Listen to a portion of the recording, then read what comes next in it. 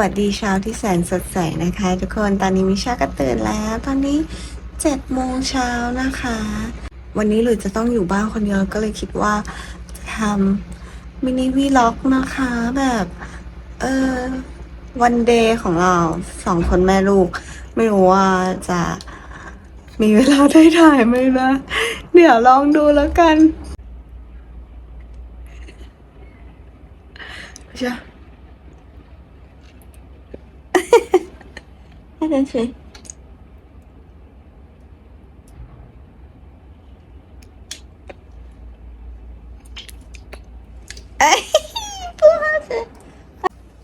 อันนี้คือหลุยเปลี่ยนแพมเพิร์สให้เมื่อคืนแล้ว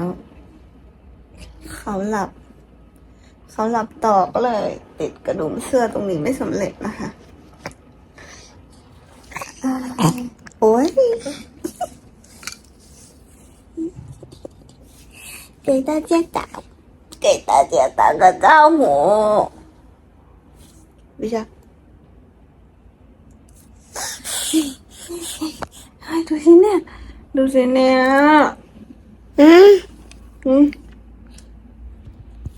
โอ้ยเปีย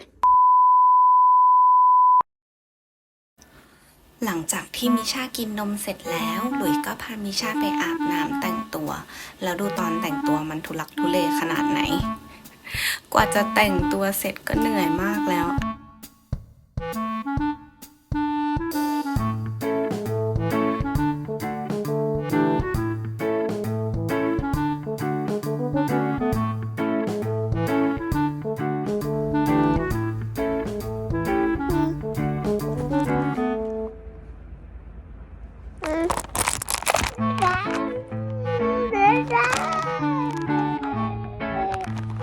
แล้วทุกเช้ามิชาจะต้องมาทักทายนกที่ระเบียงทุกวัน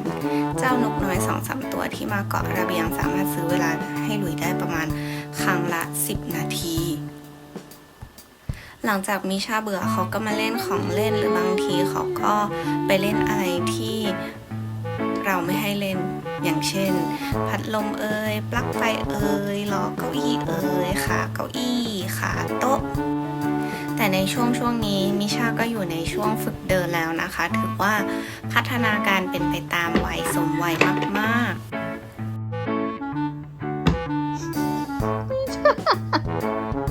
อันนี้มันรถเข็นฝึกเดินลูก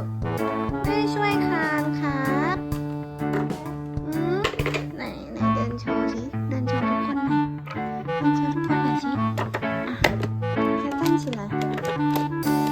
站起来一下站起来的对找妈妈来一下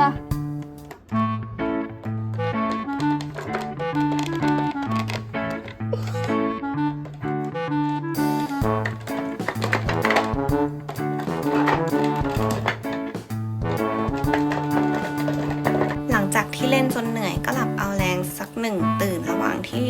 มิชาหลับหลุยก็จัดการตัดเล็บมือเล็บเท้าให้เพราะว่าช่วงวันจันทร์ถึงศุกร์หลุยทำงานแล้วก็นอนที่คอนโดมิชาจะอยู่กับคุณตาคุณยายที่บ้านแล้วเวลากลับบ้านมาวันเสาร์อาทิตย์หลุยก็จะตัดเล็บให้มิชาทุกวันเสาร์อาทิตย์เนี่ยแหละ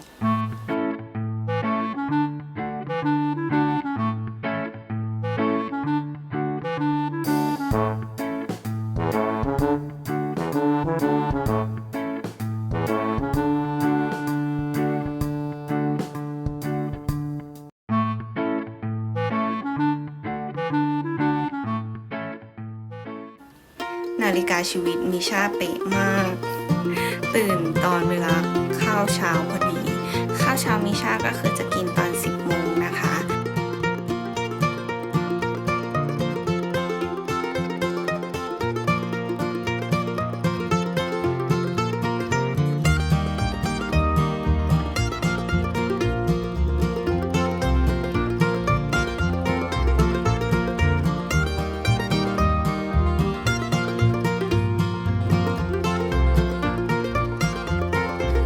อันนี้เป็นแยมสตรอเบอรี่ที่แม่ซาชาเป็นคนทำเองอร่อยมากโฮมเมดสุดๆส่วนเจ้าหมาตัวนี้ชื่อว่าตาลี่เป็นเพื่อนรักของมิชาแบ่งขนมให้กินทุกวัน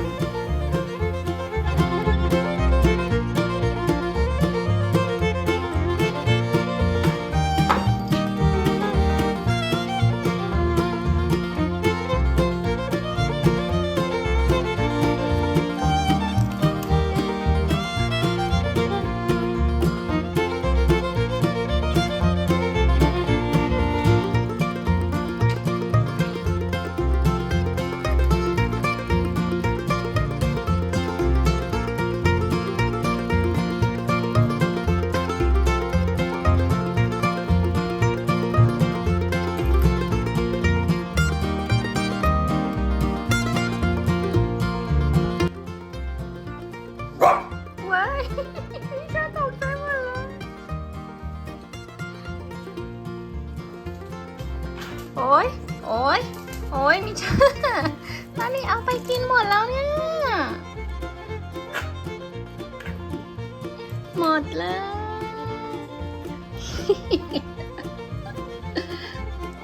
เอาไปกินหมดเลยโอ้ยมีเด็กร้องไห้แล้วมาละโอ้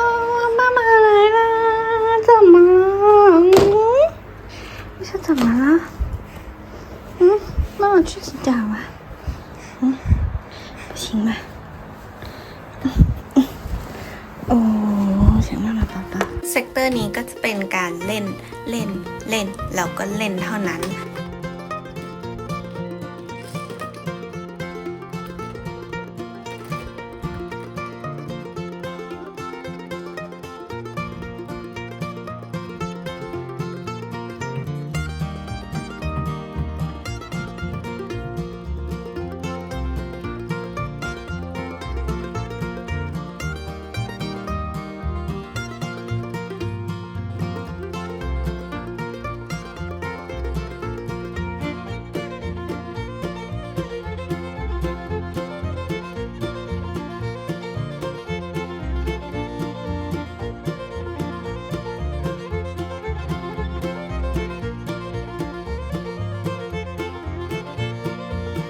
ฮายทุกคนดิฉันจะเป็นลมกับเด็กชายมิชานะคะ เด็กชายมิคาเอลคนนี้นะคะ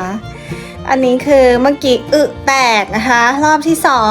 2ไปอาบน้ำเปลี่ยนเสื้อผ้าเรียบร้อยแล้ว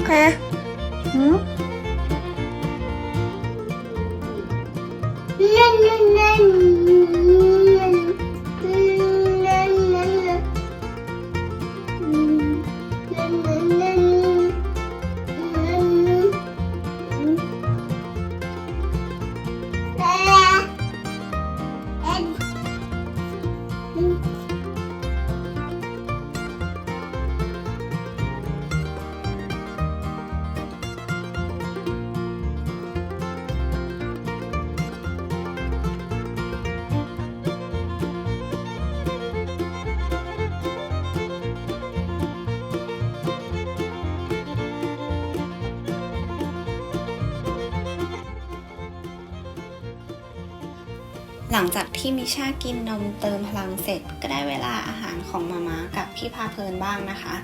เสียดายพาเพลินไม่ชอบเล่นกับใครเลยเพราะว่าหลายๆคนที่เจอพาเพลินเนี่ยก็อยากจะเข้ามาเล่นกับพาเพลินมากแต่ว่าพาเพลินไม่ชอบเล่นกับคนไม่ชอบเล่นกับหมาด้วยไม่ชอบเล่นกับใครทั้งนั้น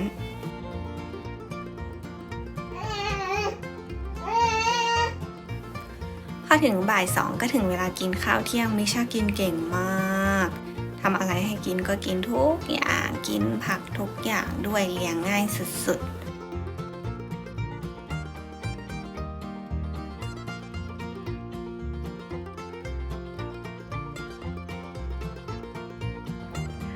ตอนนี้มิชากันหลับเรียบร้อยแล้วนะคะหรือก็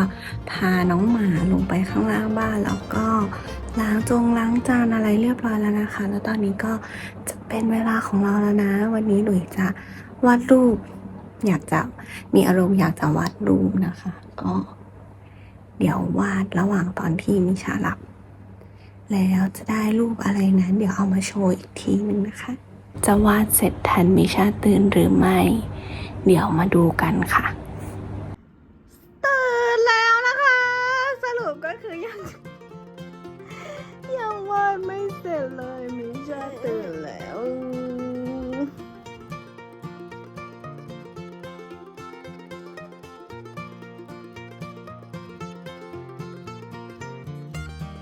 กล่องของเล่นอันนี้ก็คือช่วยทุ่นแรงมาได้มากเลยนะคะสามารถซื้อเวลาให้หลุยได้30นาทีอันนี้จู่ๆฝนก็ตกเฉยเลยแล้วเจ้านกก็คือสู้ชีวิตมากจ้าแข็งแกร่งสุดๆโอ้ยสภาพเธอดูสภาพดิฉันสิเนี่ยทุกคนเพิ่งอาบน้ำให้มิชามานะคะพอมิชาแตกเป็นรอบที่3ค่ะแล้วก็เดี๋ยวหลุยจะต้องลงพาหมาไปฉี่นะคะตอนแรกว่าจะเอามิชาไปด้วยแต่ว่ามิชาดันก่อนก็เลยต้องเอาขึ้นมาอาบน้ำแล้วหลุยก็ไม่อยากเอาลงไปแล้วเดี๋ยวจะทิ้งมิชาไว้กับกล่องของเล่นไม่รู้เขาจะร้องไห้ไหมแต่ว่าเดี๋ยวจะรีบมา อันนี้หลุยปล่อยให้มิชาอยู่คนเดียวนะแล้วก็ตั้งกล้องทิ้งไว้แล้วก็ได้ยินเสียงมิชาตะโกนโวยวายอะไรก็ไม่รู้จากข้างบนลงมาถึงข้างล่างเลยเสียงดังมากๆมาดูกล้องย้อนหลังสรุปว่ามิชาไม่เล่นของเล่นในกล่องเลย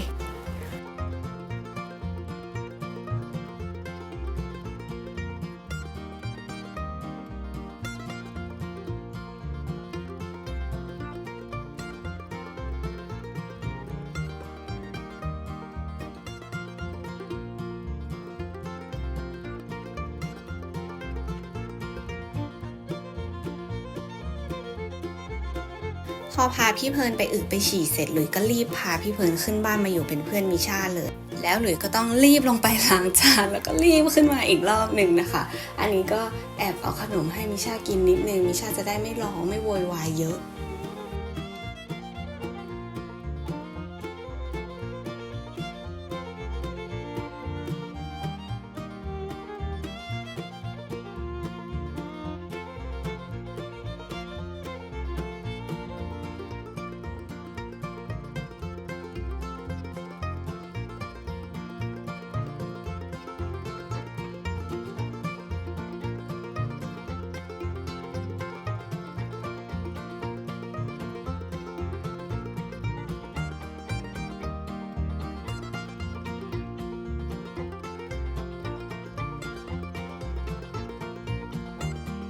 แต่งตัวให้มิชาเสร็จเรียบร้อยแล้วดูไม่มีทีท่าว่าจะง่วงเลยก็เลยปล่อยให้เล่นไปก่อนเอา